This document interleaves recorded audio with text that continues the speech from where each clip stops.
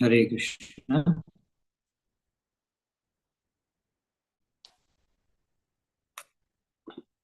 Fine. So మంగళాచరణ చేసుకుని start చేద్దామంట.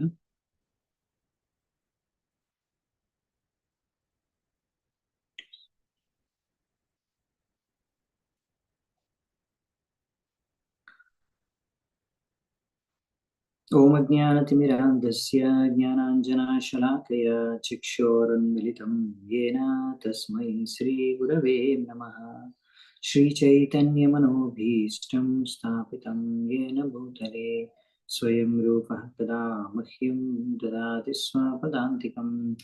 వందేహం శ్రీగురూన్ శ్రీయుతాపదకమలం శ్రీగురూన్ వైష్ణవాంశ్చ శ్రీరూపం సాగ్రజాతం सहगण रघुनाथान्वितां तं सजीवं साद्वैतं सावधूतं परिजनसहितं कृष्णचैतन्यदेवं श्रीराधा कृष्णपादान् सहगण ललिता श्रीविशाखान्वितांश्च नमो ॐ विष्णुपादाय कृष्णप्रेष्ठाय भूतले श्रीमते भक्तिवेदान्त स्वामिनिधे नामे।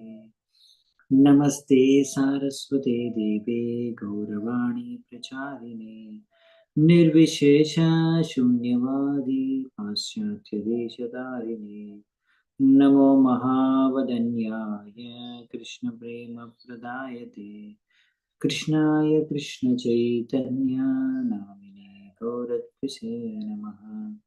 हे कृष्णा करुणा सिंधो दीनबन्धु जगत्पते गोपेश गोपिका कांत राधा कांत नमोस्तुते। तप्त कांचन गौरांगी राधे वृंदावनेश्वरी वृषभानुसुते देवे प्रणमामि हरिप्रिये। नीलाचलनिवासाय नित्याय परमात्मने हरभद्रा सुभद्राभ्यां जगन्नाथाय ते नमः। वाञ्छाकल्पतरुभ्यश्च कृपा सिन्धुभ्यैव च पतितानां पावनेभ्यो वैष्णवेभ्यो नमो नमः। जय श्री कृष्ण चैतन्य प्रभु नित्यानंद श्री अद्वैत गदाधर श्रीवासादि गौर भक्तवृंद। हरे कृष्ण कृष्ण कृष्ण हरे हरे हरे राम राम राम हरे हरे। हरे कृष्ण. సో ఇప్పుడు మనము శ్రీమద్ భాగవతం 9వ స్కందం 2వ అధ్యాయం మొదలు పెడుతున్నాము. The dynasties of the sons of Manu, అంటే మను పుత్రుల యొక్క వంశం గురించి చర్చించుకుంటాం అన్నమాట. సో నెక్స్ట్ ఫస్ట్ శ్లోకం వచ్చేసి శ్రీ శుక ఉవాచ ఏవం గతో తసుద్యుమ్నే మనుర్వైవస్వతః సుతే పుత్రకామస్తపస్తేపే యమునాయాం శతం సమాః. సో శుకదేవ్ గోస్వామి ఏమంటున్నారంటే, తర్వాత ఈ సుద్యుమ్న ఎవరైతే ఉన్నారో మనుపుత్రుడైన సుద్యుమ్న ఆ విధంగా ఇంకా వానప్రస్థ తీసుకొని ఆయన అడవుల్లోకి వెళ్ళిపోయాడు తపస్సు చేసుకోవడానికి. ఆ విధంగా అక్కడ ఆయన వెళ్ళి ఫారెస్ట్ యాక్సెప్ట్ ఆర్డర్ ఆఫ్ వానప్రస్థ వైవస్వత మను. ఓకే, సుద్యుమ్న అయితే వెళ్ళిపోయాడు వనప్రస్థకి. ఇప్పుడు వైవస్వత మను అంటే శ్రాద్ధదేవ ఆయన ఏం చేశారంటే పుత్రకామ తపస్తేపి, ఆయన ఇంకా పుత్రులు కావాలి మరి ఆయనకి, ఎందుకంటే ఇప్పుడు ఆయన అయితే వెళ్ళిపోయాడు సుద్యుమ్న, సో నెక్స్ట్ పరిపాలించడానికి. సో అలా పుత్రుల్ని ఆశిస్తూ ఆయన ఇచ్చతో ఇంకా యమునా నది ఒడ్డున ఆయన ఎంతో కఠోరమైన తపస్సులు 100 సంవత్సరాలు చేశాడంట. 100 సంవత్సరాలు పుత్ర సంతానం కోసం మను, శ్రాద్ధదేవ మను. సో అప్పుడు ఏం జరిగిందంటే తతో జయన్మనుర్దేవం అపత్యార్థం హరిం ప్రభుం ఇక్ష్వాకు పూర్వజాన్ పుత్రాన్ లేభే స్వసదృశాన్ దశ. ఈ విధంగా కోరుకున్నాడు, నాకు పుత్రులు కావాలి అని సంతానం. సో అప్పుడు మను, ఎవరైతే శ్రాద్ధదేవుడు, ప్రస్తుతం మనం ఆయన ఇలా భగవంతుడిని ఆరాధించుకున్నాడు. ఓకే, అప్పుడు వెంటనే ఆయనకి తర్వాత భగవంతుడి కృప ద్వారా ఆయనకి మొత్తం 10 మంది పుత్ర సంతానం కలిగిందంట. వాళ్ళందరూ కూడా ఆయనలాగే ఉన్నారంట. అంటే ఆయనలాగా శక్తివంతం, ఆయనలాగా సామర్థ్యం ఉన్న రాజులు. సో అందులో అందరికన్నా పెద్దవాడైన అతని పేరు వచ్చేసి ఇక్ష్వాకు. సో ఈ ఇక్ష్వాకు అనే పేరు చాలా వినుంటారు మీరు, అవునా? మనుర్ ఇక్ష్వాకవే బ్రవీత్, భగవద్గీతలో కూడా వస్తుంది. ఈ యొక్క మనువు యొక్క పుత్రుడు ఇక్ష్వాకు, ఆయనకే మనువు మొత్తం జ్ఞానాన్ని ఇచ్చారు అని. ఈ భగవద్గీత జ్ఞానాన్ని ఏదైతే కృష్ణుడి నుంచి సూర్య భగవానుడికి వచ్చిందో, సూర్య భగవాను నుంచి ఈ శ్రాద్ధదేవ మనువుకి, వైవస్వత మనువుకి, తర్వాత అక్కడ నుంచి ఆయన తన పుత్రుడు ఆయన ఇక్ష్వాకుకి ఇచ్చాడు. ఆయన అందరికన్నా పెద్ద కొడుకు ఇక్ష్వాకు. ప్రషధ్రస్తు మను పుత్రో గోపాలో గురుణాకృతః పాలయామాస గాయాతో రాత్ర్యాం వీరాసన వ్రత. సో ఈ విధంగా ఇప్పుడు 10 మంది పుత్రుల్లో మొదటి అతను ఇక్ష్వాకు. ఇప్పుడు అందరి గురించి వర్ణించట్లేదు కానీ కొంతమంది గురించి చెప్తారు. అందులో ఇప్పుడు ఇంకొక పుత్రుడు ఉన్నాడు, ఆయన పేరు ఏంటంటే ప్రషద్ర. ఈ ప్రషద్ర అనే పుత్రుడు యొక్క స్పెషాలిటీ ఏంటంటే, ఆయన తన గురువు యొక్క ఆజ్ఞ ప్రకారం గోవుల్ని సంరక్షించడానికనేసి ఆయన రాత్రంతా కూడా ఖడ్గాన్ని చేతిలో పెట్టుకొని ఆవుల్ని సంరక్షించేవాడు అనమాట. గోరక్ష చేసేవాడు రాత్రంతా కూడా. అలా ఒక చెప్పాలంటే ఒక వీర ఆసన అంటారనమాట దీన్ని. ఒక ప్రతిజ్ఞ చేశాడనమాట, ఇలా నేను ఇంకా ప్రతిరోజు రాత్రంతా కూడా ఇలా ఆవులకి కాపుగాసి ఈ విధంగా నేను ఆవుల్ని సంరక్షిస్తాను. అంటే ఏవైనా క్రూరముగాలు ఎవరైనా లేకపోతే దొంగిలించుకోవడానికి వచ్చే దొంగలు వాళ్ళ ద్వారా రక్షించడానికి ఆవుల్ని అలా ఆయన రాత్రంతా కూడా నేను కాపలా కాస్తాను అని ఒక కఠోరమైన ఆయన ప్రతిజ్ఞ చేసి ఆయన దాన్ని పాటిస్తున్నాడంట. అంటే దీన్ని వీరాసన అంటారనమాట. అంటే ఈ విధంగా రాత్రంతా కూడా నించొని రక్షించడం. ఈ విధంగా అంటే ఆయన ఇంకా మొత్తం రాత్రి మగలు చెప్పాలంటే అక్కడ గోరక్షణలోనే ఉండేవాడు కనుక అంత సమయం. అందులో ఇంకా ఆయనకి ఇంకా ఈ వంశం, ఆయన నుంచి ఇంకా వచ్చిన వంశం ఏం లేదన్నట్టు ఇక్కడ చెప్తున్నారు తాత్పర్యంలో. కాబట్టి కానీ ఇప్పుడు ఒక క్షత్రుడిగా పుట్టి ఈ ప్రషద్ర ఇలా గోరక్షణ కోసం అని మొత్తం జీవితాన్ని అంకితం చేసేసాడు కదా. అంటే దీని నుంచి మనం అర్థం చేసుకోవచ్చు గోరక్ష అనేది ఎంత ఇంపార్టెంట్ అని. గోవుల్ని రక్షించడం, సంరక్షించడం అనేది చాలా చాలా ఇంపార్టెంట్. ముఖ్యంగా రాత్రి వేళల్లో ఇక్కడ క్రూర మృగాల నుంచి, అంటే పులులు, సింహాలు ఇలాంటి వాటి మృగాల నుంచి గోవుల్ని రక్షించడం చాలా అవసరం. ఆ టైంలో అయితే ఎవరు ఇలా గోవుల్ని చంపుకొని తినేవాళ్ళు కాదు ఇప్పట్లాగా.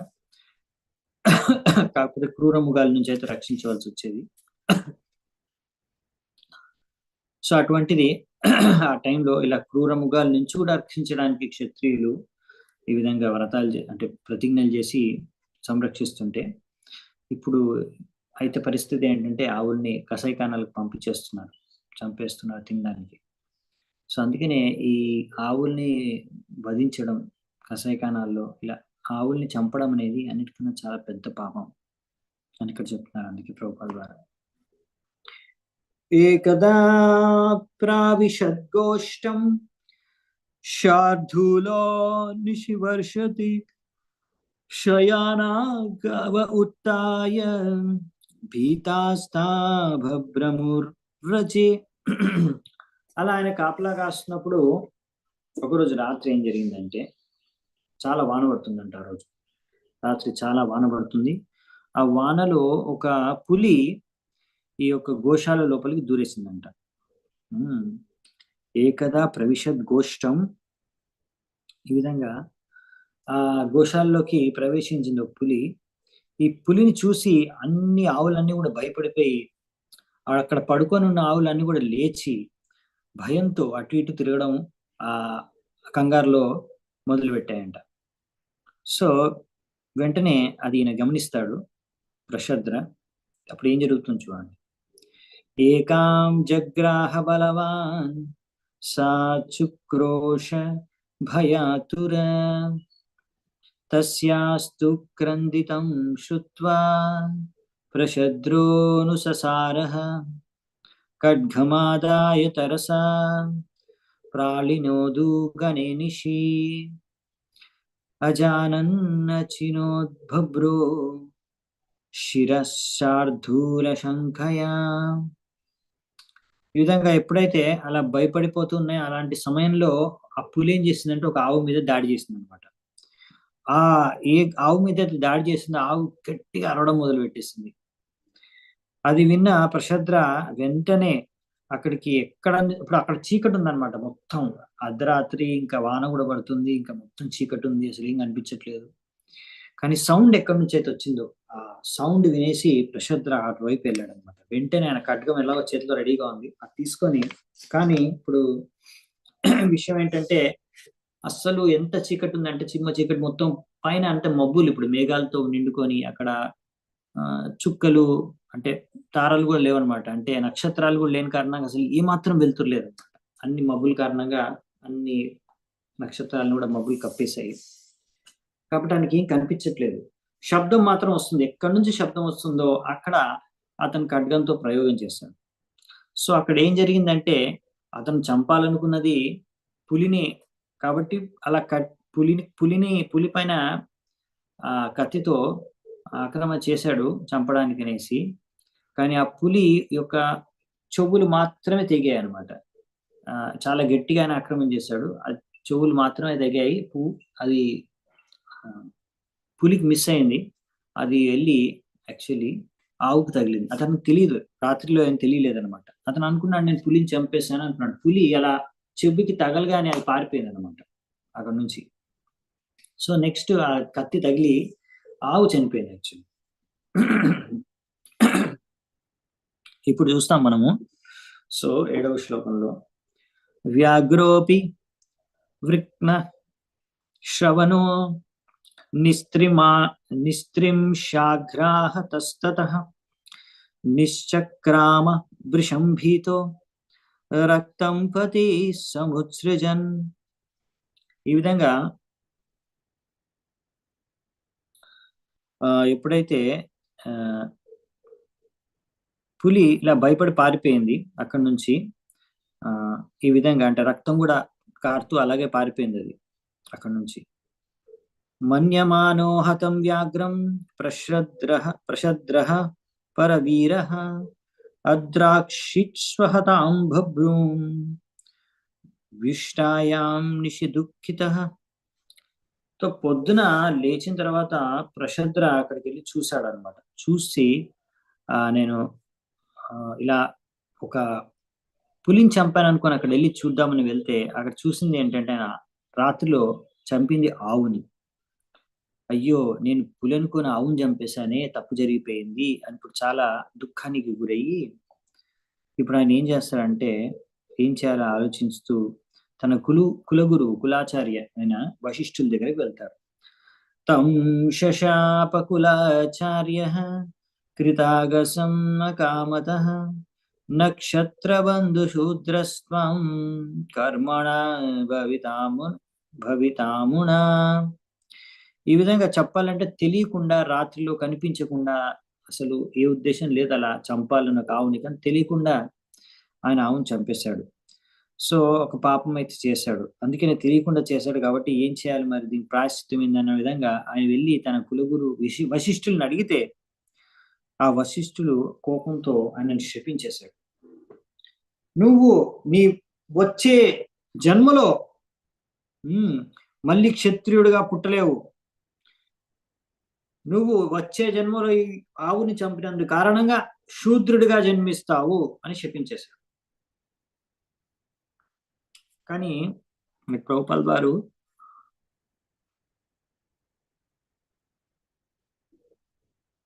తాత్పర్యంలో రాస్తున్నారు, యాక్చువల్లీ ఇది ఇంత కరెక్ట్ కాదు ఇలా శపించడం అని. పాపం ఆయన చేసిన చిన్న తప్పే, కరెక్టే, కానీ శాపం అనేది పెద్ద శాపం మీద లభించింది ఆయనకి.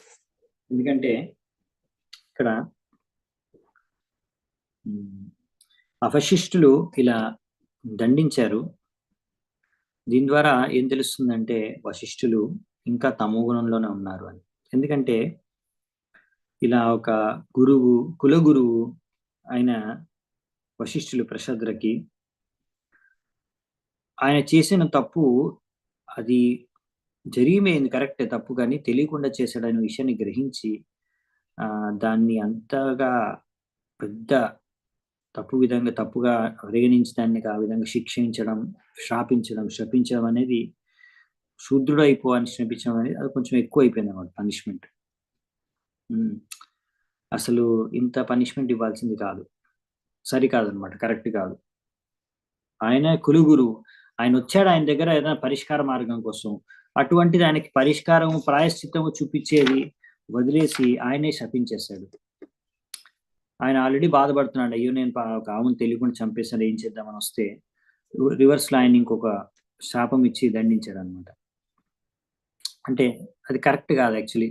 ఎందుకంటే ఎవరైనా అలా పశ్చాత్తాపంతో వాళ్ళు ఏం చేయాలని వస్తే తప్పు సరిదిద్దుకోవడానికి సో ఏదైనా పశ్చాత్తాప మార్గాన్ని సూచించాలి, కానీ ఈ విధంగా అతను ఆల్రెడీ పశ్చాత్తాపంతో ఉన్నాడు. అసలు ఏంటంటే విషయం ఏంటంటే ఇక్కడ పాయింట్ ఎందుకు తప్పు, ఆయన చంపాడు కదా ఆవుని, ఎలాగో తెలియకో చంపేశాడు కదా ఆవుని, ఆయన కరెక్టే దండించింది శిక్ష అంటే పాయింట్ ఏంటంటే అలా తప్పు చేశాడు కరెక్టే, కానీ ఇప్పుడు ఆయన తెలియకుండా చేశాడు, ఫస్ట్ పాయింట్. సెకండ్ పాయింట్ ఏంటంటే ఇప్పుడు ఆయన పశ్చాత్తాపం ఇప్పుడు ఉంది ఆయనకి, నేను తప్పు చేశానని ఆయనకు అనిపించే అతను స్వయంగా వచ్చి తన గురువు దగ్గర చెప్తున్నాడు ఇప్పుడు ఏం చేయాలని, సొల్యూషన్ ఏంటి దీనికి, నాకు తెలుసు నేను తప్పు చేశాను, దానికి ఎలాగో నాకు అది దానికి ఒక కర్మ ఫలితం లభిస్తుంది పాపం చేశాను కనుక, కాబట్టి ఇప్పుడు ఏం చేయాలి దీని నుంచి ఇలా బయటపడేదన్నట్టుగా వస్తే ఆయన ఆల్రెడీ ఎవరైనా పశ్చాత్తాపంలో ఉన్నారు తప్పు చేశామంటే ఆల్రెడీ యాక్చువల్లీ ఆ పశ్చాత్తాపం అనేది మెయిన్ అనమాట. నిజంగా చెప్పాలంటే ఎవరైనా సరే తప్పు చేస్తే దండించే ఉద్దేశం ఏంటంటే వారు తప్పు తెలుసుకొని మళ్ళీ ఆ తప్పు చేయకుండా ఉండే విధంగా వాళ్ళని సరిదిద్దడం, అది మెయిన్ ఈ యొక్క ఉద్దేశం అన్నట్టు, దండించడానికి ఉద్దేశం. అలా ఎవరైనా పశ్చాత్తాప పడుతున్నారంటే యాక్చువల్లీ వాళ్ళకి పెద్దగా దండించే అవసరం లేదు, ఏవో చిన్న ఏమైనా చెప్పేస్తే సరిపోతుంది ప్రాయశ్చిత్తానికి చేసుకోవడానికి కొన్ని మార్గాలు. సో అలాంటి సూచించకుండా ఏమైనా పూజను వ్రతము తపస్సు అట్లాంటివి సూచించకుండా ఈ విధంగా శపించడం అనేది నాట్ గుడ్ అనమాట, కరెక్ట్ కాదు. సో అందుకనే అతను ఇలా బ్రాహ్మణుడు అయ్యుండి సప్తగుణంలో ఉండాల్సిన వశిష్ఠుల్లా ఉండకూడదు, కానీ అలా ఒక తమో గుణంతో ప్రభావితమైన వ్యక్తిగా ఇక్కడ వ్యవహరించాడని మనకు విశ్వనాథ్ చక్రవర్తి ఠాకూర్ చెప్తున్నారు. యాక్చువల్లీ ఆయనకు దుర్మతి అంటే ఆ సమయంలో అతని యొక్క తెలివి సరిగ్గా పనిచేయలేదంట వశిష్ఠుంది, మనకు ఆచార్యులు చెప్తున్నారు కదా. నెక్స్ట్ 10వ శ్లోకం, మరి ఏం జరిగింది ఇంకా, ఏవం శప్తస్తు గురుణా ప్రత్యగ్రహణాత్ కృతాంజలి అధారయద్వ్రతం వీర ఊర్ధ్వరేతా ముని ప్రియం. చాలా ఇంట్రెస్టింగ్ ఉంటుంది. ఇప్పుడు ఏం జరిగింది అంటే మామూలుగా ఇక్కడ ప్రషద్ర అలా తన గురువు చేత ఆయన శపించబడ్డాడు, సరే అనేసి ఏమాత్రం ఆయనతో వ్యతిరేకంగా ఏమి మాట్లాడకుండా విరోధించకుండా 2 చేతులు జోడించి సరేనండి మీరు ఇచ్చిన నా శ్రాపాన్ని నేను గ్రహిస్తున్నాను అని అక్కడి నుంచి వెళ్ళిపోయాడు. ఇంకా వెళ్ళిపోయి తన ఇంద్రియాల్ని బాగా నిగ్రహించుకొని అతను ఇంకా బ్రహ్మచర్య వ్రతాన్ని పాటిస్తూ ఇప్పుడు ఇంకా ఏం చేశాడంటే ఇప్పుడు మనకి నెక్స్ట్ 3 శ్లోకాల్లో ఈ విషయాలు చెప్పారనమాట. భగవంతుడిని ఆరాధించుకుంటాడు. బేసికల్లీ భగవంతుడిని ఎలా ఆరాధించుకుంటాడో చూద్దామంట. వాసుదేవే భగవతి సర్వాత్మని పరేమలే ఏకాంతే త్వద్గతో భక్త్యా సర్వభూతాసు హృత్సమః విముక్త సంగః శాంతాత్మా సంయతాక్షో పరిగ్రహ యదృచ్ఛయాపపన్నేన కల్పయన్ వృతిమాత్మనః ఆత్మన్యాత్మానమాధాయ జ్ఞానతృప్తః సమాహితః విచచార మహిమేతాం జడాంధ భజిరాకృతి. ఇంకా తర్వాత ప్రషద్ర ఆయన అన్ని రకాల బాధ్యతలను ఇంకా వదిలేసి సంపూర్ణంగా మనస్సు శాంతం చేసుకొని ఆయన అన్ని ఇంద్రియాలని నిగ్రహించుకొని ఈ విధంగా ఏ భౌతిక పరిస్థితులకు అన్నిటికీ ఏమాత్రం ప్రభావితం కాకుండా ఇప్పుడు ఏంటంటే being pleased with what ever was available, ఆ భగవంతుడి కృప ద్వారా ఏదైతే ఆయనకు లభిస్తుందో దాంతో ఆయన తన శరీరాన్ని ఆత్మను భద్రపరుచుకునే దాంతో సంతృప్తి చెంది అందరినీ సమాన దృష్టితో చూసి ఇప్పుడు సంపూర్ణమైన ధ్యానం ఆ భగవంతుడు వాసుదేవుడి పైన అని పెట్టాడంట. ఆ పరమాత్ముడి పైన ఇప్పుడు ధ్యానించుకుంటున్నాడు. ఇప్పుడు ఏ రకమైన భౌతిక కల్మషాలు లేకుండా. సో అలాంటి నిర్మలమైన మనస్సుతో ఇంద్రియాలని నిగ్రహించి సమాన దృష్టితో ఇప్పుడు భగవంతుడి పైన ధ్యానం చేస్తున్నాడు ఆయన. సో ఆ విధంగా ప్రషద్ర సంపూర్ణమైన ఈ శుద్ధ జ్ఞానంతో సంతృప్తి చెంది అలా భగవంతుడి పైన ధ్యానం చేస్తూ చేస్తూ ఆయన భగవంతుడు achieved pure devotional service to the lord. భగవంతుడికి శుద్ధ భక్తి చేసుకునే స్థాయికి వెళ్ళిపోయాడు అనమాట. ఈ విధంగా భగవంతుడికి శుద్ధ భక్తి చేసుకుంటూ ఆయన ఇంకా ఏమాత్రం భౌతిక కార్యాల పట్ల ఏమాత్రం ఆసక్తి లేకుండా ఆయన సంపూర్ణ విశ్వ భ్రమణం చేయడం మొదలు పెట్టాడంట.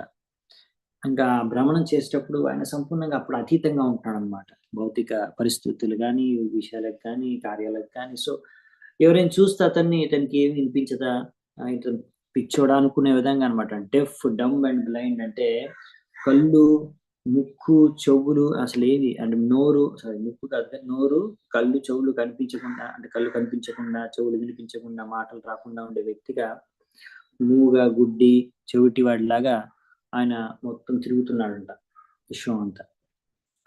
సో ఈ విధంగా భగవంతుడు శుద్ధ చేసుకుంటూ ఆయన ప్రయాణం చేస్తున్నాడు. ఏవం వృత్తో వనం గత్వా దృష్ట్వా దావాగ్నిముత్థితం తేనోపయుక్త కరణో బ్రహ్మ ప్రాప పరం ముని. సో ఈ విధంగా ఆ సమయంలో ఏం జరిగిందంటే ఈ యొక్క చేతనతో ప్రషద్ర ఒక మహా ఋషిగా మారిపోయాడంట. ఈ విధంగా ఆయన ఎప్పుడైతే అలా గొప్ప సాధువు సంతుగా మారిన తర్వాత ఒక అడవిలో ప్రవేశించాడు. అక్కడ ప్రవేశించినప్పుడు అక్కడ చూశాడు, అక్కడ అడవిలో ఒక దగ్గర మంటలు అంటుకున్నాయంట. అప్పుడు అదే అవకాశంగా తీసుకుని ఆయన అక్కడే తన శరీరాన్ని ఆ మంటల్లోనే కాల్చేసుకున్నాడంట. ఈ విధంగా ఆయన తన శరీరాన్ని ఆ మంటల్లో కలిపేసి అక్కడ బూడిదైపోయిన తర్వాత అక్కడి నుంచి ఆయన తిరిగి డైరెక్ట్గా ఆధ్యాత్మిక లోకానికి వెళ్ళిపోయాడంట. సో అంటే ఆయనకి ముక్తి లభించింది. ఇప్పుడు చూడండి, నెక్స్ట్ జన్మలో శూద్రుడు అవుతావా అని ఆయన గురువు ఆయన్ని శపించాడు. కానీ ఆయన వెళ్ళి తపస్సు చేసుకొని భగవంతుడి పైన ధ్యానం చేసుకొని భగవద్ధామని తిరిగి వెళ్ళిపోయాడు. ఆ విధంగా చెప్పాలంటే ఇలా భగవంతుడికి శుద్ధ భక్తి ఒక పవర్ ఏంటనేది ఇక్కడ ఇస్తున్నారు, చెప్తారన్నమాట. శుద్ధ భక్తి ఎంత పవర్ఫుల్ అనేది మనకి ఇక్కడ తెలియజేస్తున్నారు బేసికలీ. సో ఇప్పుడు పాస్ట్ టైమ్స్ ఒకటి తర్వాత ఒకటి ఇలాంటిది వస్తుంది. ఇంతకుముందు కూడా చూసాం ఒకటి, అక్కడ బలి మహారాజు శుక్రాచార్యుడిని కాదనేసి ఆయన మాట వినకుండా భగవంతుడికి అంటే అక్కడ ఏంటంటే గురువు అక్కడ తప్పు చేశాడు, అవునా. బలి మహారాజు దగ్గర కేసులో శుక్రాచార్యుడు చాలా డైరెక్ట్ గా పెద్ద తప్పే చేశాడు. ఆయన నోటి నుంచే భగవంతుడు ఫైనల్ గా చెప్పించాడు,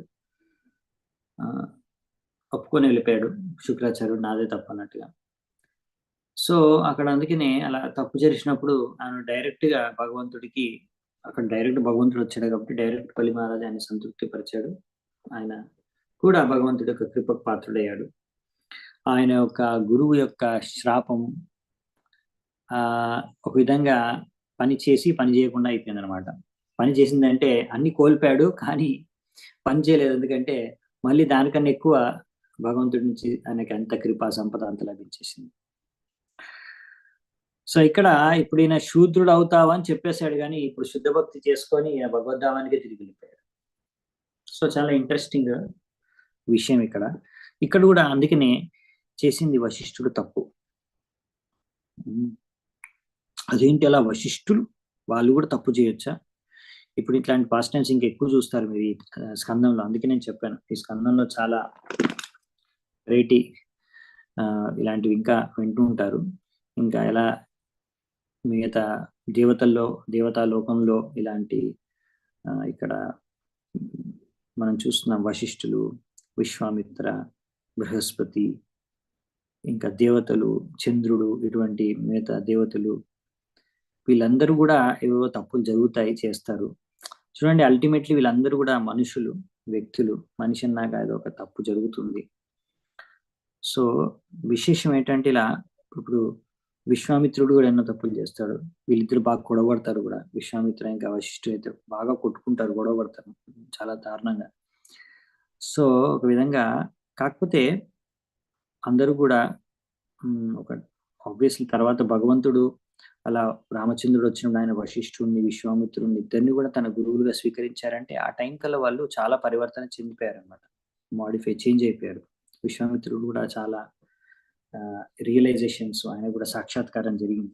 ఆయన చేసుకున్న తప్పులు తెలుసుకున్నాడు. సో ప్రతి ఒక్కరు ఏంటంటే తప్పులు అనేవి జరుగుతాయి. తప్పులు జరిగినా కానీ వాళ్ళు తెలుసుకొని సరిదిద్దుకొని ముందుకెళ్ళిపోతారు. సో ఇప్పుడు ఇక్కడ చూసారా ఈయన కూడా ఈయన ద్వారా కూడా తప్పు జరిగిపోయింది. ప్రశద్ర నుంచి ఆయన చేతులు తప్పు జరిగిపోయింది, తెలియకుండా జరిగిపోయింది.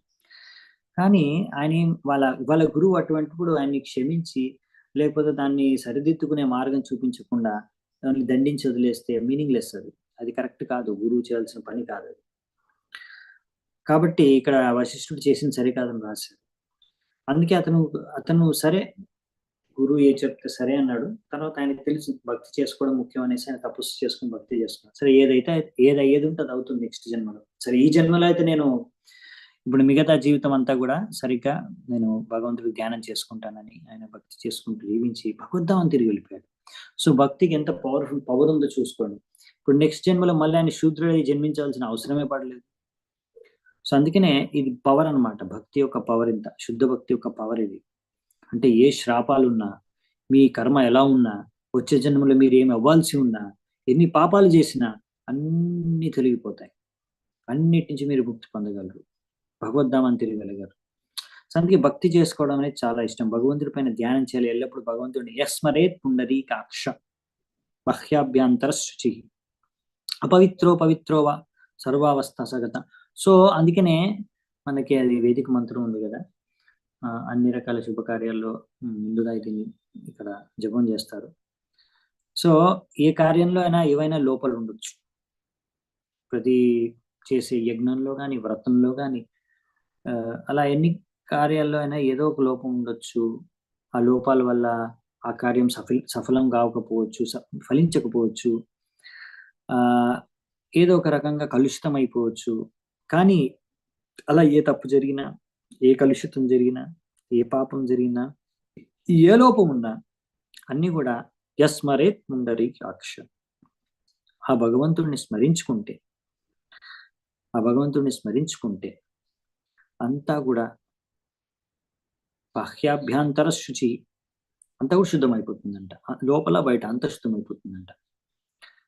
అందుకనే ఈ హరే కృష్ణ కీర్తన గాని, హరే కృష్ణ జప గాని, భగవంతుడి యొక్క స్మరణ బేసికల్లీ మీరు అది జపం చేసి స్మరించుకోవచ్చు, కీర్తన చేసి స్మరించుకోవచ్చు, ఇలా శ్రవణం చేసి స్మరించుకోవచ్చు, భాగవతం చదివి స్మరించుకోవచ్చు, ఏదైనా భగవంతుడికి సేవ చేసి స్మరించుకోవచ్చు.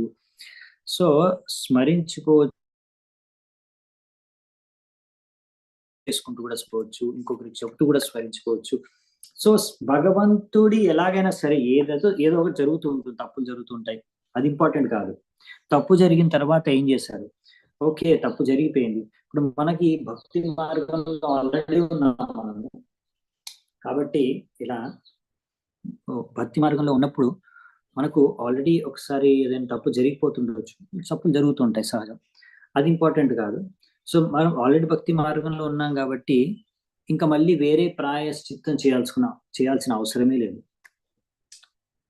సో మీరు ఏ మార్గంలో ఉన్నా సరే ఫైనల్ గా అన్ని పాపాల నుంచి ముక్తి పొంది భగవద్ధామాన్ని తిరిగి వెళ్ళాలంటే భక్తి మార్గాన్ని అనుసరించాల్సింది. సో మనం ఆల్రెడీ భక్తి మార్గంలో ఉన్నాం కాబట్టి ఏమైనా పాపాలు తప్పులు జరగవచ్చు. అందుకే మనము చేయవలసింది ఏంటంటే మళ్ళీ సరిగ్గా శ్రద్ధతో భక్తి చేసుకోవాలని నియమాలు పాటిస్తూ ఆ సరిగ్గా నామాన్ని భగవద్ నామాన్ని జపం చేసుకోవాలి. ఇంకా ఎవరైనా వైష్ణవుల పట్ల అపరాధం చేస్తే క్షమించమని కోరుకోవాలి. లేకపోతే మనకు తెలియదు ఏ అపరాధాలు జరిగాయి మన ద్వారా, కాబట్టి తెలియకుంటే అప్పుడు భగవంతుడిని ప్రార్థించుకోవాలి క్షమించమని. అలాగే మనము సరిగ్గా భగవంతుడి యొక్క భక్తి అన్ని రకాల నియమాల్ని పాటిస్తూ చేసుకుంటూ వెళ్ళిపోవాలి. అంతే, ఇంకా తీవ్రతతో భక్తి చేయాలి, శ్రద్ధతో. అంతే, వేరే సొల్యూషన్ ఏం లేదండి. అదే మనం ఇక్కడ చూస్తున్నాం. భగవద్ధామానికి వెళ్ళిపోవచ్చు. జన్మ కర్మ చ మే దివ్యం ఏవం యో వెత్తి తత్వతః త్యక్వా దేహం పునర్జన్మ నైతి మామేతి అర్జున. సో అందుకనే ఇక్కడ మనకి ప్రభుపాల్ ద్వారా రాశారనమాట. ఈ ప్రషద్ర అనే వ్యక్తి నెక్స్ట్ జన్మలు శూద్రవాల్సిన వ్యక్తి ఈ విధంగా భక్తి మార్గాన్ని అనుసరించి ముఖ్యంగా భగవంతుడి పైన ధ్యానం చేసుకుని మనస్సుతో శుద్ధ భక్తుడు అయిపోయాడు. ఆ విధంగా శరీరాన్ని త్యాగం చేసి భగవద్ధామానికి తిరిగి వెళ్ళిపోయాడు. సో ఇది చాలా ఇంపార్టెంట్ అనమాట. అందుకనే సో ఈ విషయాన్ని అందుకే ఇక్కడ రాశారు. అందుకనే బ్రహ్మ సంహితలో కూడా చెప్పారనమాట, భక్తి అనేది ఎంత పాపాలనైనా పాప బీజాలని అన్నిటిని మూలం నుంచి తొలగించేస్తుంది. యస్వింద్రగోపమతవేంద్ర మహోస్వ కర్మ బంధానురూప ఫలభాజన మతాతనోతి కర్మాణి నిర్దహతి కింతు చ భక్తి భాజాం గోవిందమాది పురుషం తమహం భజామి. సో అందుకనే ఎవరైతే ఇలా భక్తి చేసుకుంటారో వాళ్ళకి పుణ్యాలు పాపాలు ఆ ఫలాలతో సంబంధమే లేదు. లేకపోతే ఇంద్రగోపం అనే చిన్న పురుగు నుంచి ఇంద్రుడి వరకు ప్రతి ఒక్కరు కూడా కర్మ ఫలితాలని అనుభవించాల్సింది. ఒక శుద్ధ భక్తుడు మాత్రమే, శుద్ధ భక్తి ద్వారా మాత్రమే. శుద్ధ భక్తి అంటే ఏం లేదు, భగవంతుడి సేవలో ఎవరైతే నియుక్తమై ఉన్నాడో ఆ వ్యక్తి మాత్రం ఈ కర్మ యొక్క సిద్ధాంతం, కర్మ యొక్క నియమాలకి అతీతంగా అతను ఉంటాడు, భగవద్ధామానికి వెళ్ళిపోతాడు. ఆయనకి కర్మ అనేది ఏమీ తగలదు అన్నమాట.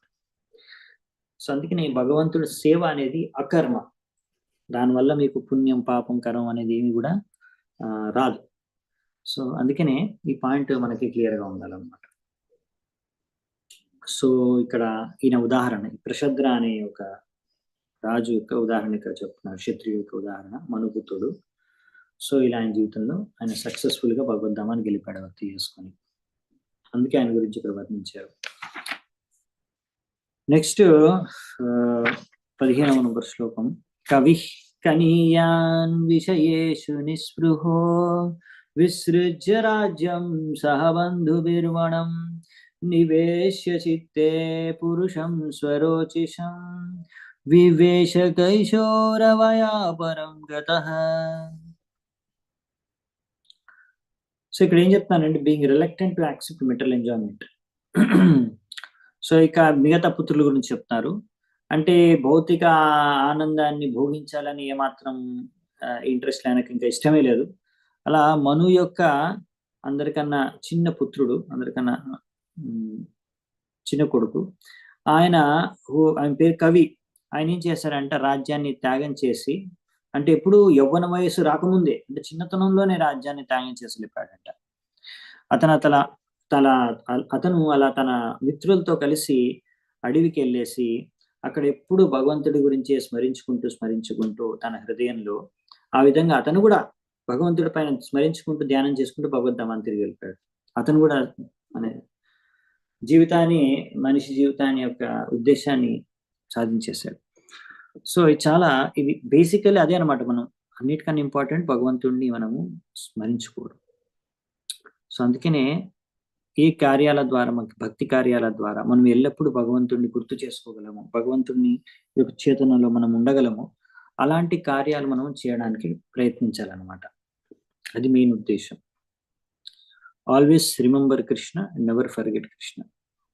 ఇదే మూల సిద్ధాంతం. ఎప్పుడు మనం కృష్ణుని గుర్తుంచుకోవాలి, ఎప్పుడు మరచిపోకూడదు. ఓకే, సో ఇది అన్నిటికన్నా ఇంపార్టెంట్ భక్తులు. కరుషాన్ మానవాదాసన్ కారుషా క్షత్రజాతయః ఉత్తరాపతగోప్తారో బ్రహ్మణ్యా ధర్మవత్సలాః. కరుష ఆయన ఇంకొక పుత్రుడు మను యొక్క, ఆయన నుంచి కరుష అనే వంశం వచ్చిందంట. వీళ్ళందరూ కూడా క్షత్రియులే. ఈ కరుష క్షత్రియులు వాళ్ళందరూ కూడా ఉత్తరం వైపు రాజులుగా, ఉత్తరం వైపు వెళ్ళి అక్కడ రాజులుగా, ఉత్తరం వైపు ఉన్న ప్రదేశానికి రాజులుగా మారారంట. వాళ్ళందరూ కూడా చాలా ప్రసిద్ధి పొందారు. బ్రాహ్మణుల యొక్క సంస్కృతిని రక్షించి అందరూ సరిగ్గా ధర్మాన్ని అనుసరించే విధంగా వాళ్ళు పరిపాలించారంట. బ్రాహ్మణ్య ధర్మవత్సలాహ, బ్రాహ్మణులని ధర్మాన్ని సంరక్షించే రాజులుగా వాళ్ళు ప్రసిద్ధి పొందారంట. సో ఈయన ఇంకొక కుమారుడు, మను యొక్క ఇంకో పుత్రుడు. మొత్తం 10 మంది కదా. ఇక్ష్వాకు, ప్రషద్ర, కవి, ఇప్పుడు కరుష, నలుగురు గురించి చెప్పేశారు. అలా ఇంకా మిగతా వాళ్ళ గురించి కూడా చెప్తాను, చూద్దామంట. 17వ నంబర్ శ్లోకం. దృష్టాదార్ష్టం అభూత్ క్షత్రం బ్రహ్మభూయం గతం క్షితౌ నృగస్య వంశః సుమతిర్ భూతజ్యోతిస్తతో వసుః. ఇలాగా మను యొక్క పుత్రుడు, ఫ్రమ్ ద సన్ ఆఫ్ మను, మను యొక్క పుత్రుడి పేరు వచ్చేసి దృష్ట. ఆయన నుంచి ఒక క్షత్రియ కులం వచ్చిందంట, దాని పేరు దార్ష్ట అంటారు. సో వీళ్ళందరూ కూడా ఈ వ్యక్తులందరూ కూడా బ్రాహ్మణులుగా మారిపోయారంట ఈ లోకంలో.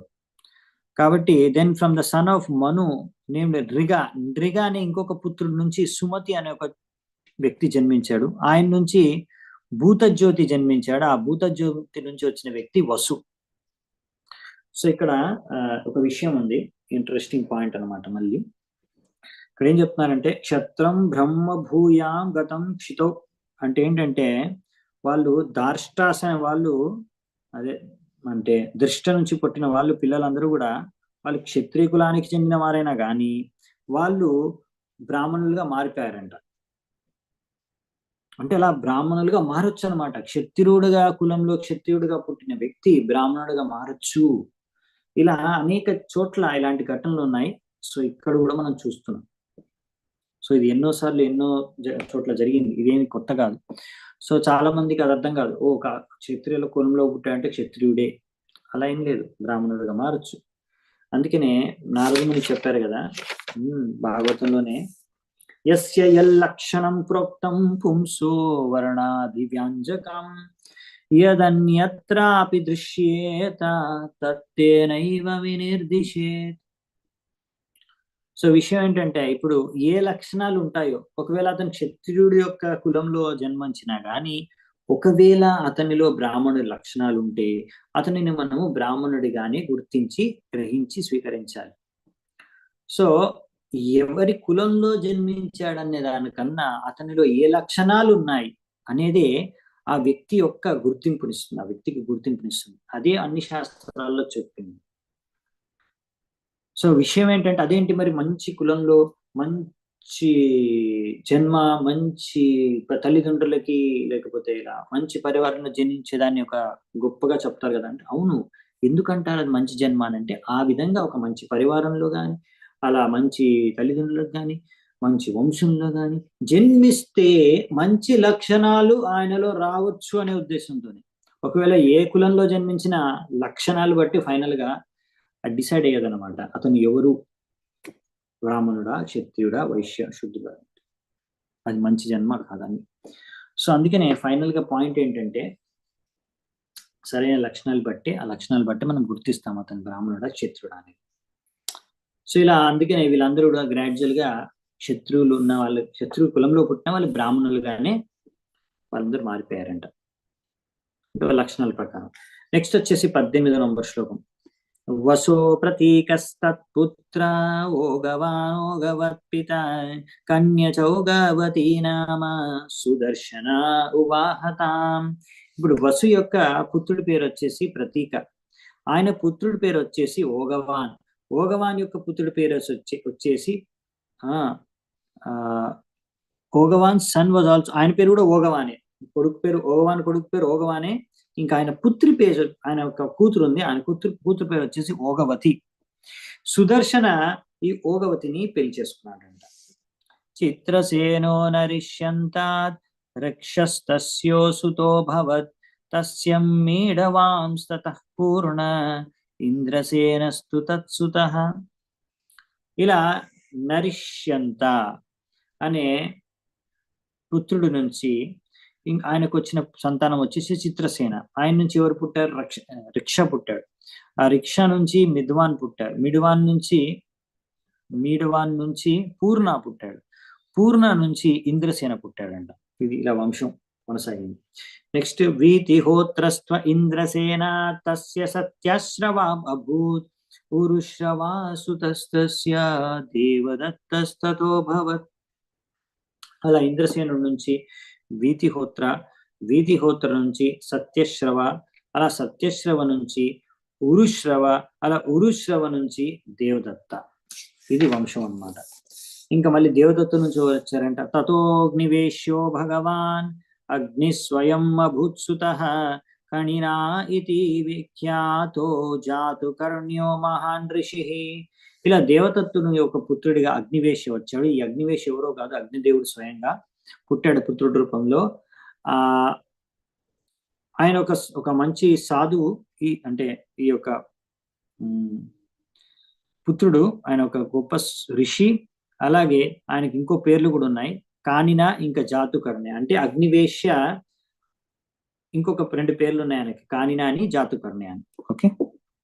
తతో బ్రహ్మకులం జాతం అగ్నివేశ్యాయనం నృప నరిష్యంతాన్వయ ప్రోక్తో దిష్టవంశం మతశృణు. సో నెక్స్ట్ ఏం చెప్తున్నారంటే ఇక్కడ ఈ విధంగా, ఓ రాజా, ఇలా అగ్నివేశ్య నుంచి మళ్ళీ ఇంకొక బ్రాహ్మణ వంశం వచ్చిందంట. ఎందుకని ఈ అగ్నివేశ్య అనే అతను ఒక చెప్పాలంటే ఒక సాధువు ఋషిలాగా ఉన్నాడు కాబట్టి ఆయన నుంచి వచ్చిన బ్రాహ్మణ వంశం వచ్చిందంట, ఆయన నుంచి మొదలైంది. అది అగ్నివేశ్యాయన అన్నారంట ఆ వంశాన్ని. ఈ విధంగా ఇప్పుడు నేను నీకు నరిష్యంత అనే కుమారుడి యొక్క వంశం గురించి చెప్పాను. ఓకే. ఇప్పుడు నేను ఇంకో కుమారుడు అయిన దిష్ట, ఆయన వంశం గురించి చెప్తాను, విను. నా భాగో దిష్టపుత్రోన్యః కర్మణా వైశ్యతాం గతః బలందన సుతస్తస్య వత్స ప్రీతిర్బలందనాత్ వత్స ప్రీతే సుతః ప్రాంశుస్ తత్సుతం ప్రమతిం విదుః కనిత్ర ప్రమతేస్తస్మాత్ చక్షుషోత వివింశతి. ఈ విధంగా ఇప్పుడు ఇక్కడ దిష్ట యొక్క వంశం గురించి వర్ణిస్తున్నారు అన్నమాట. ఈ దిష్ట యొక్క వంశం ఎలా ఉందంటే, దిష్టకి ఒక పుత్రుడు ఉన్నాడు, ఆయన పేరే నాబాగా. ఆ నాబాగా was different from నాబాగా describe later. ఇంకొక నాబాగా వస్తాడు తర్వాత, అప్పుడు చూద్దామంట. కానీ ఆ నాబాగా వేరు, ఇప్పుడు వచ్చిన నాబాగా వేరు. ఇప్పుడు ఈ నాబాగా ఆయన ఇప్పుడు became Vaishya by occupational duty. అంటే మళ్ళీ ఆయన లక్షణాలు, కర్మ ప్రకారం ఆయన చేసింది ఏంటి? కర్మ ప్రకారం ఆయన వైశ్యుడు అయిపోయాడు. అంటే వైశ్యుడు యొక్క కర్మలు చేశాడు. సో తద్వారా ఈ నబాబాకి పుట్టిన వ్యక్తి పేరు వచ్చేసి బలనంద. తర్వాత ఈ బలనందన యొక్క పుత్రుడి పేరు వచ్చేసి వత్సప్రీతి. ఆయన పుత్రుడి పేరు వచ్చేసి ప్రాంశు. ఆ ప్రాంశు యొక్క పుత్రుడి పేరు వచ్చేసి ప్రమతి. ప్రమతి యొక్క పుత్రుడి పేరు వచ్చేసి కనిత్ర. కనిత్ర యొక్క పుత్రుడి పేరు వచ్చేసి చాక్షుష. ఆయన పుత్రుడు వచ్చేసి వివింశతి. ఇది వీళ్ళ వంశం అనమాట. ఇంకా ఉన్నాయి, కంటిన్యూ అవుతుంది, చూద్దామంట. సో ఇక్కడ మనము చూసాం క్లియర్ గా, అంటే మనువు వచ్చేసి క్షత్రియుడు. ఆయన పుట్టిన వాళ్ళు చాలా మంది క్షత్రియులుగా ఉన్నారు, కానీ అందులోంచి ఒకడు బ్రాహ్మణుడిగా మారారు, ఒకరు వైశ్యుడిగా మారారు. సో మళ్ళీ అంటే ఒక క్షత్రియ కులం నుంచి, అంటే క్షత్రియుల్లో జన్మించి క్షత్రియ కులంలో జన్మించి ఒకరు బ్రాహ్మణుడిగా మారారు, ఒకరు వైశ్యుడిగా మారారు. సో మళ్ళీ ఇదే పాయింట్ అనమాట రిపీట్ అవుతుంది. అంటే ఈ విషయం చాలా క్లియర్ గా అర్థం చేసుకోవడానికి మనకు సులువు ఏంటంటే, ఇలా ఏ కులంలో జన్మించినా సరే లక్షణాలు పట్టే అతను బ్రాహ్మణుడా క్షత్రియుడా నిర్ధారించబడుతుంది. అదే మనకి శాస్త్రాల్లో చెప్పారు. ఈ పురాణాల్లోంచి జరిగిన చరిత్ర నుంచి, ఈ కథల నుంచి మనం నేర్చుకోవాల్సింది ఆ పాయింట్. ఓకే. సో ఈ విధంగా అందుకే మనం ప్రభుపాల ద్వారా రాస్తున్న ఇక్కడ మన కృష్ణ భావనామృతం ఉద్యమంలో ఇస్కాన్లో మనము అందుకనే బ్రాహ్మణుల్ని తయారు చేయడానికి సమాజంలో మనం సమాజాన్ని వాళ్ళు సరిగ్గా మార్గదర్శనం చేసే బ్రాహ్మణుల్ని తయారు చేయడానికి మనం ప్రయత్నిస్తామని. ఎందుకంటే ఇప్పుడు సమాజంలో బ్రాహ్మణులు కరువు అయిపోయారు అనమాట. అది మెయిన్. అంటే బ్రాహ్మణులు అంటే తలకాయ, సమాజానికి తలకాయ లేదనమాట. ఇప్పుడు అది ప్రాబ్లం. ఏం చేయాలో తెలియదు అందరికి, భక్తి చేసుకోవాలని విషయం వరకు తెలియదు, అది చెప్పాలి. అందుకని ఇప్పుడు అందరూ కలవు శూద్ర సంభవ, అందరూ కలియుగంలో పుట్టుకతో శూద్రులే. కాబట్టి సంస్కారాత్ భవేద్ విజాత్. సో సంస్కారం ఇచ్చి వాళ్ళకి అంటే ఎడ్యుకేషన్ ట్రైనింగ్ అంతా ఇచ్చి వాళ్ళని బ్రాహ్మణులుగా చేయాలి. అదే ఈ యొక్క ఇస్కాన్ యొక్క కర్తవ్యం అనమాట.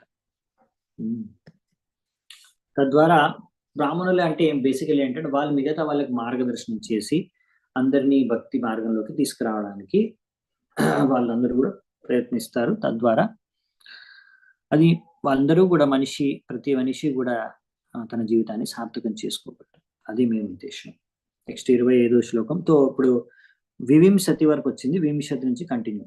వివింశతే సుతోరంభ కనినేత్రోస్య ధార్మిక కరంధమో మహారాజ తస్యాసీదాత్మజో నృప. తో వివింశతి యొక్క పుత్రుడు వచ్చేసి రంభ. ఆయన పుత్రుడు వచ్చేసి చాలా గొప్ప ధార్మిక రాజైన కాన్ని నేత్ర. ఓ రాజా, ఈ కాన్ని నేత్ర యొక్క కొడుకు వచ్చేసి కరందమ, రాజా కరందమ. మళ్ళీ వీళ్ళు రాజులు చూసారా, అంటే ఇలా వైశ్యుడు నుంచి వచ్చిన వంశం నుంచి రాజులు కూడా వచ్చారంట. సో అందుకనే ఇక్కడ అసలు పుట్టుకతో సంబంధమే లేదు. క్షత్రియుడి నుంచి వైశ్యుడు వస్తున్నాడు, వైశ్యుడు మళ్ళీ క్షత్రియుడు వస్తున్నాడు. తస్యా వీక్షిత్సుతో యస్య మరుతశ్చక్రవర్త్యభూ సంవర్తో యాజయద్యం వై మహాయోగ్యంగీరస్సుతః. సో కరందము నుంచి ఒక కొడుకు పుట్టాడు ఆయనకి. ఆయన పేరు వచ్చేసి అవీక్షిత్. ఈ అవీక్షిత్ నుంచి వచ్చిన పుత్రుడి పేరు వచ్చేసి మరుత్త. ఆయన కూడా ఒక సామ్రాట్ చక్రవర్తిగా పరిపాలించాడు. మరుత్త చక్రవర్త్యభూత్, ఆయన చక్రవర్తి అయ్యాడు. అలాగే next Samvarta the great mystic, ఆయన ఒక చాలా గొప్ప మిస్టిక్, అంటే చాలా శక్తి కలిగిన వాడు. ఆయన అంగీర పుత్రుడు. ఆయన ఏం చేశాడంటే ఈ మరుత్తని ఒక యజ్ఞం చేయడానికి ఆయన ద్వారా ఒక యజ్ఞం చేయించాడంట. మరుత్తస్యాయతా యజ్ఞో న తథాన్యోస్తి కశ్చన సర్వం హిరణ్మయం త్వాసీత్ యత్కించిచ్చాస్య శోభనం. సో ఇక్కడ మరి ఏం జరిగిందంట ఈ యజ్ఞంలో, ఎంతో అద్భుతంగా ఎంతో అందంగా చేశారంట. ఆ యజ్ఞంకి అరేంజ్మెంట్ అంతా కూడా చేసిందంతా కూడా యజ్ఞాన్ని అంతా కూడా గోల్డ్తో చేశారంట, బంగారంతో చేశారంట. అన్ని వస్తువులు ఆ యజ్ఞంలో కావాల్సిన అన్ని కూడా బంగారంతో చేశారంట. ఇంకా చెప్పాలంటే అంత బంగారంతో చేసిన ఆ యజ్ఞంతో పోలిస్తే అలాంటి యజ్ఞం ఎవరు ఎప్పుడు చేయలేదంట. అలా చేశారంట. చాలా చూడడానికి చాలా బాగుందంట. ఆమత్యత్ ఇంద్ర సోమేన దక్షిణాభిర్ద్విజాతయ మరుతః పరివేష్టారో విశ్వే దేవా సభాసదః. ఆ యజ్ఞంలో ఏం జరిగిందంటే ఇంద్రుడు బాగా సోమరసం తాగి ఆయనకు మత్తెక్కిపోయిందంట. అంటే అంత బాగా అక్కడ ఆయన తాగాడు, ఎంజాయ్ చేశాడని. అలాగే బ్రాహ్మణులందరూ కూడా చాలా మంచి దాన దక్షిణాలు, వాళ్ళకు కూడా దక్షిణ బాగా లభించిందంట. వాళ్ళు సంతృప్తి చెందాడు, ఇంద్రుడు సంతృప్తి చెందాడు, బ్రాహ్మణులు కూడా బాగా సంతృప్తి చెందారు. అలాగే ఇంకా రకరకాల దేవతలు అక్కడికి వచ్చారు. అంటే ఎవరైతే గాలుల్ని కంట్రోల్ చేసే దేవతలు, వాళ్ళు కూడా రకరకాల నైవేద్యాలు అర్పించారు. అండ్ విశ్వదేవాస్ మెంబర్స్ విశ్వదేవాస్ అని వాళ్ళు కూడా వచ్చారంట అక్కడ. వీళ్ళందరూ కూడా అంటే చాలా మంది దేవతలు వాళ్ళందరూ వచ్చారు.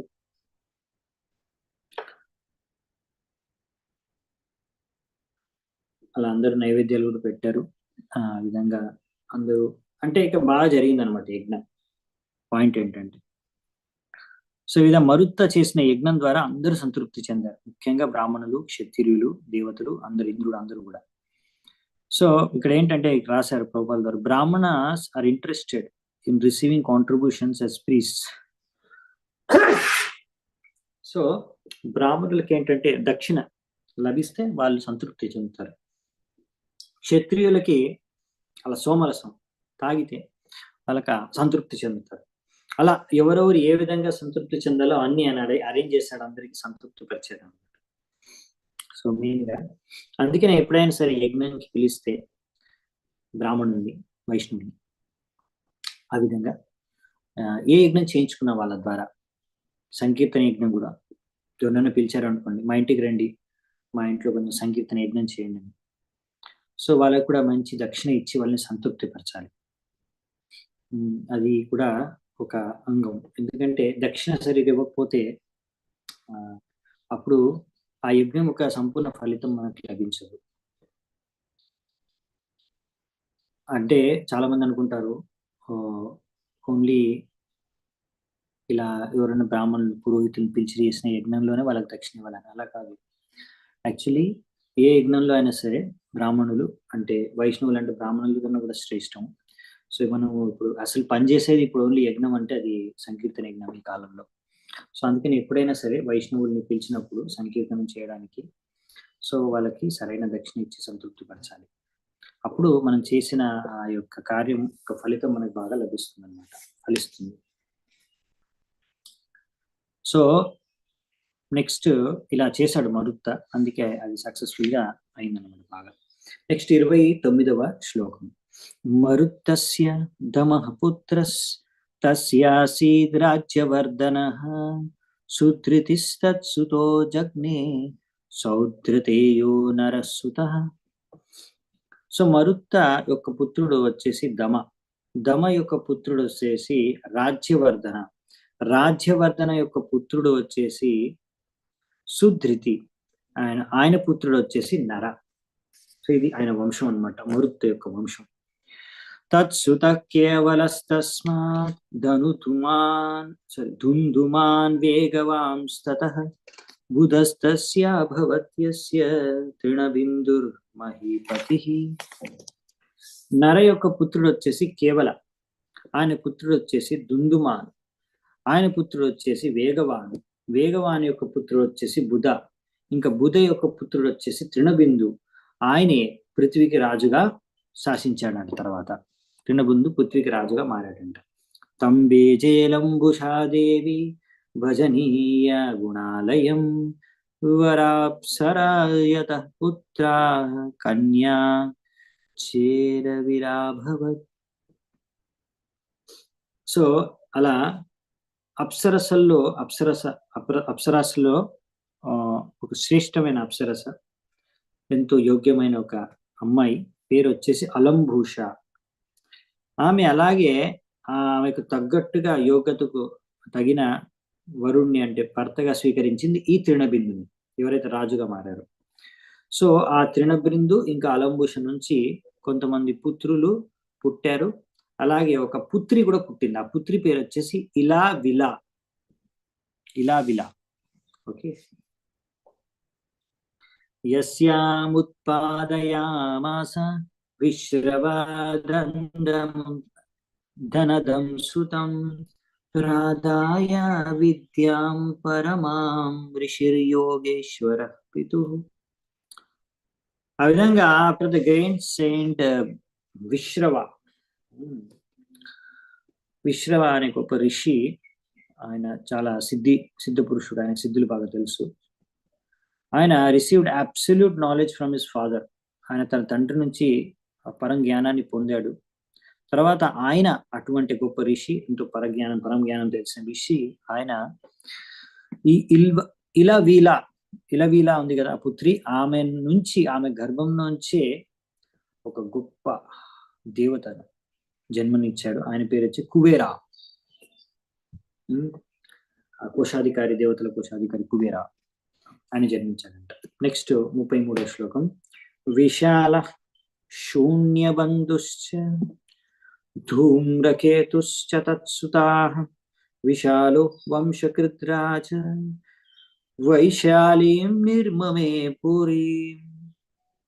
ఈ తృణబిందుకి ముగ్గురు పుత్రులు ఉన్నారు. అమ్మాయి వచ్చింది ఒకమే ఇలావిల, ఆమె నుంచి కుబేరుడు వచ్చేలా చెప్పేశారు. ఇంకా ముగ్గురు కుమారులు, వాళ్ళ పేర్లు వచ్చేసి విశాల, శూన్యబంధు, ఇంకా ధూమ్రకేతు. వీళ్ళ ముగ్గురులో కూడా విశాల ఆయన ఒక వంశాన్ని సృష్టించాడు. అలాగే ఒక మంచి ప్యాలెస్ మహల్ని సృష్టించాడు, రాజమహల్ని. ఆ ప్యాలెస్ పేరు వచ్చేసి కన్స్ట్రక్టెడ్ ప్లేస్, ఒక కన్స్ట్రక్టెడ్ ప్యాలెస్, అదే ఆ మహల్ అయితే కట్టాడో ఆ మహల్ పేరు వచ్చేసి వైశాలి అని పేరు పడింది అంటే. విశాల రాజు కట్టాడు కాబట్టి వైశాలి అని పేరు పడింది. వినే ఉంటారు ఇలాంటి పేరు, చాలా ఫేమస్. ఓకే, లాస్ట్ శ్లోకాలకు వచ్చేస్తున్నాము మనము. హేమచంద్రస్సుతస్తస్య ధూమ్రాక్షస్తస్య చాత్మజః తత్పుత్రాత్ సంయమాదాసీత్ కృశాశ్వః సహ దేవజః.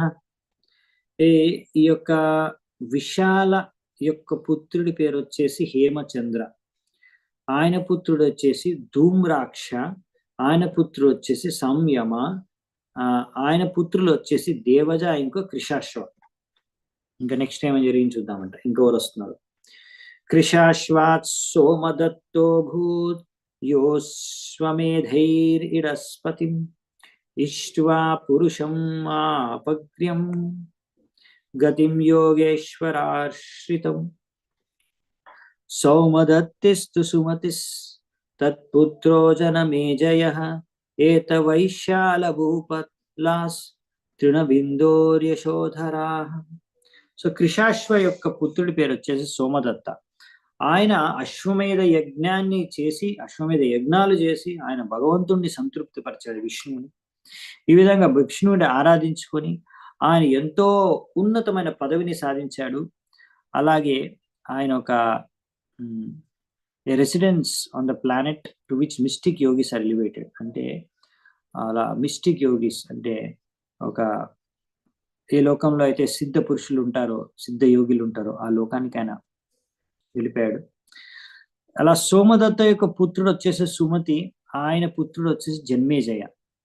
ఈ విధంగా ఈ రాజులందరూ కూడా ఈ విశాల యొక్క వంశంలో జన్మించారు.